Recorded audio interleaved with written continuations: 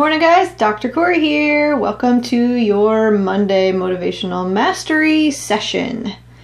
Hey, ever felt like you just want to give up?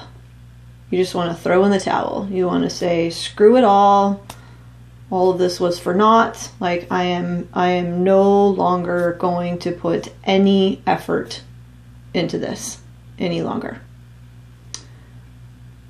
If you have, I'd consider you fairly normal. But if you have, I'm interested in what the consequences were for you. Yesterday I received an email from a client that I want to share with you. And it was all about giving up. I say all like it was this massive long email, and it was actually very short, like 3 lines long. But I want to read it to you because I think it will resonate with many of you. She said, I sent my update to you, and it was all about my up and down emotions about all of this. This morning I give up. I don't get it, and I don't feel anything will help. Now, when I read this email, it brought me right back to why the foundation of all the work that I do and the coaching that I do is about principles. Okay? Because principles are at the heart of character.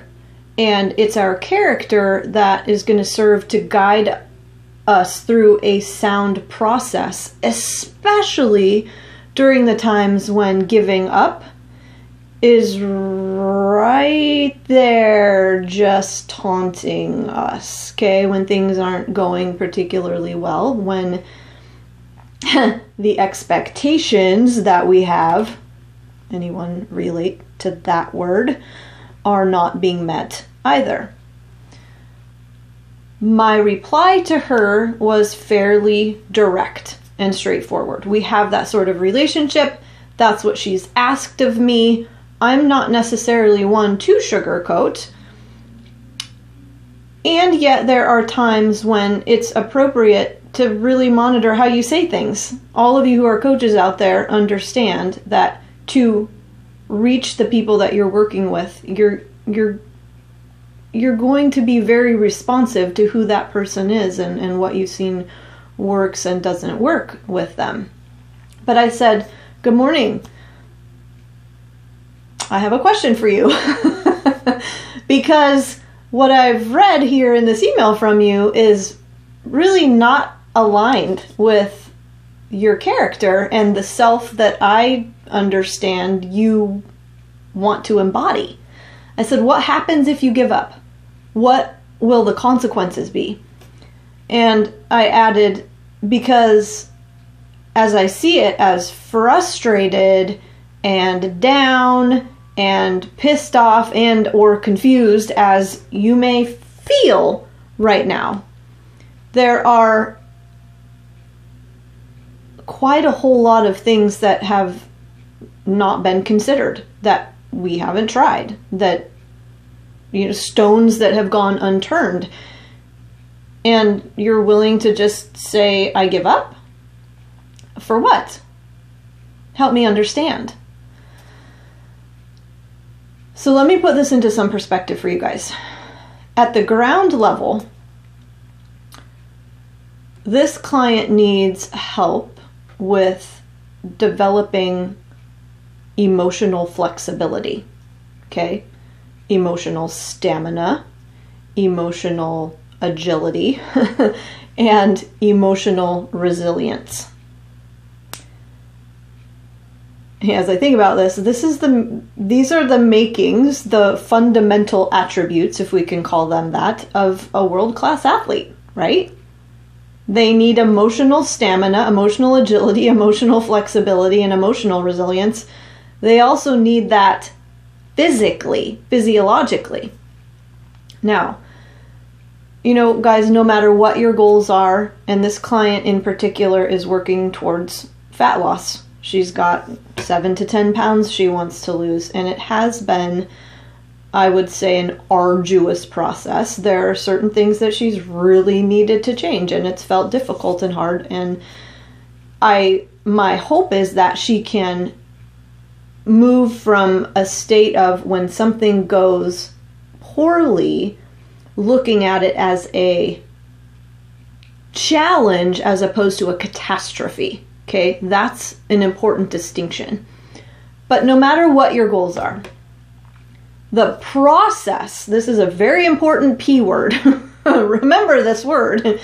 The process that we engage in, it really starts with biology. It starts with physiology.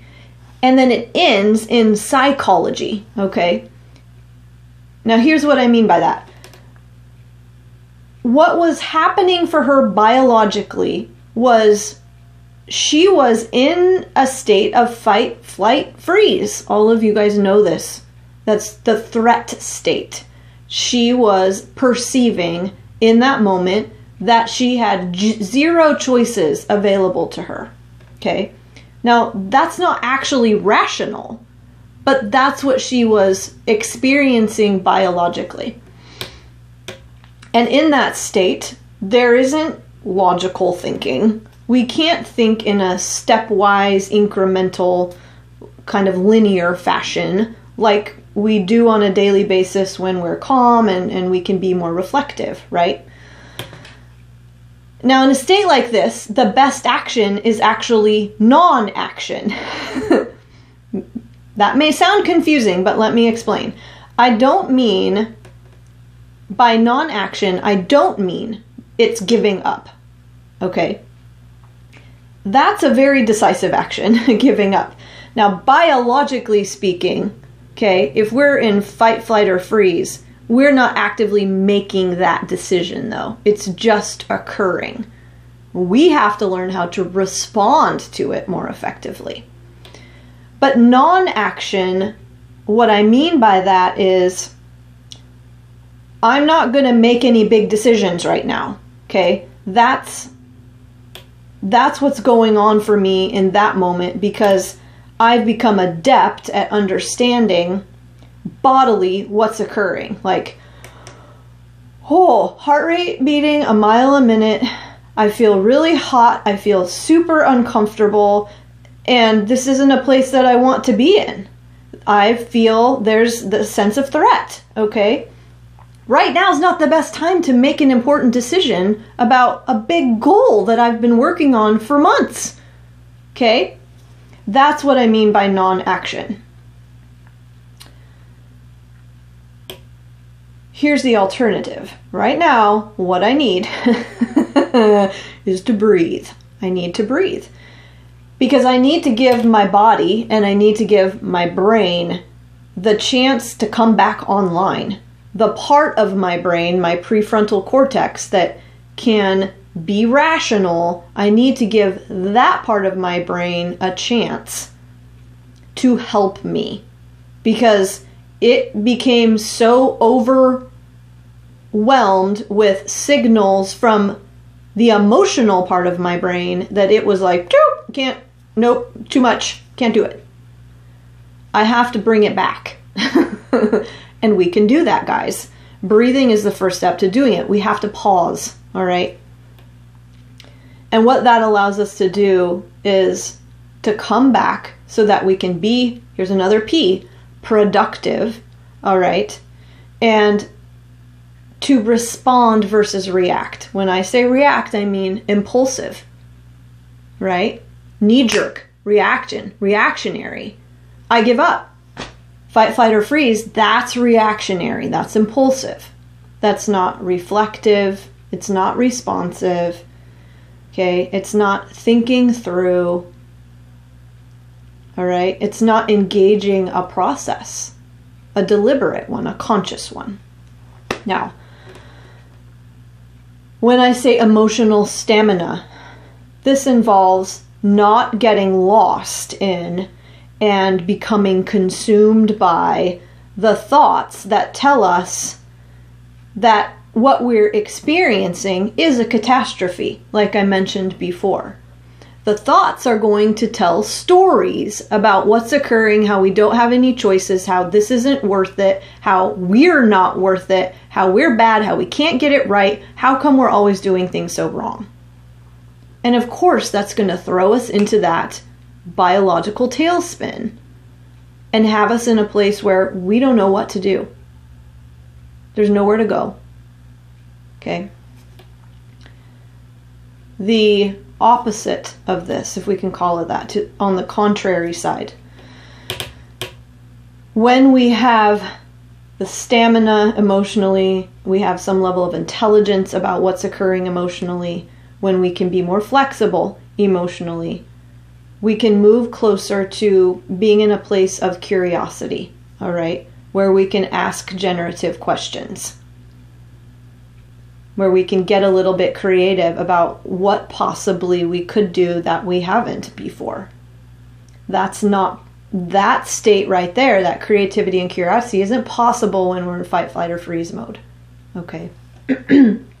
So these questions that I would encourage my client and you to ask yourselves, and I would encourage you to do this before you're in that mode of unresponsiveness, of reactivity, are these. Who am I? Who am I as a person? What do I represent?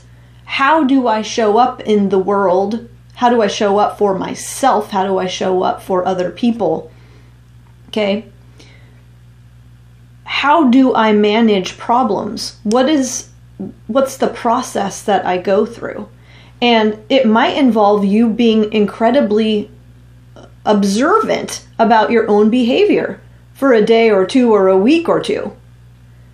How do I respond to things when they go wrong or when they don't go as I expected? What are my tendencies? What are my patterns? That's how we become intelligent about why we do what we do, and then how we can change it, okay? To develop new belief systems, new processes. What I'm getting at, guys, what I want you to see is embedded in these questions is an underlying and guiding process that's defined by your personal philosophy, okay? Your philosophy is undergirded by principles, all right? Now, for my client, I'm really doubting that giving up is part of her personal philosophy. I've been in situations personally, in business, in relationships, where I've heard myself say, I've tried everything. There is absolutely nothing else I can do. And in that moment, I am ready. I'm ready to just give up. Completely go another direction. Now, in some cases, that makes sense, right? In other cases, it makes zero sense. It's not a switching of directions necessarily and leaving everything that we've done behind. It's a reinterpretation of everything that we've done and what it's led to, all right? And what we're going to do with it. So giving up, guys, it's a great way to compromise your principles and compromise your philosophy if part of your personal philosophy is, I'm not a person who gives up. I'm a person who pauses and surveys the land and who is intelligent about what I'm experiencing internally and who reaches out and asks for help. And I'm a person who asks generative and invitation-oriented questions instead of asking, how come I can't get this right? I might ask, what are all of the possible ways that I may not be perceiving right now to do this differently? You see the difference. How come I can't get this right? That doesn't invite an answer or curiosity. It's a critical blast on your personality and your character.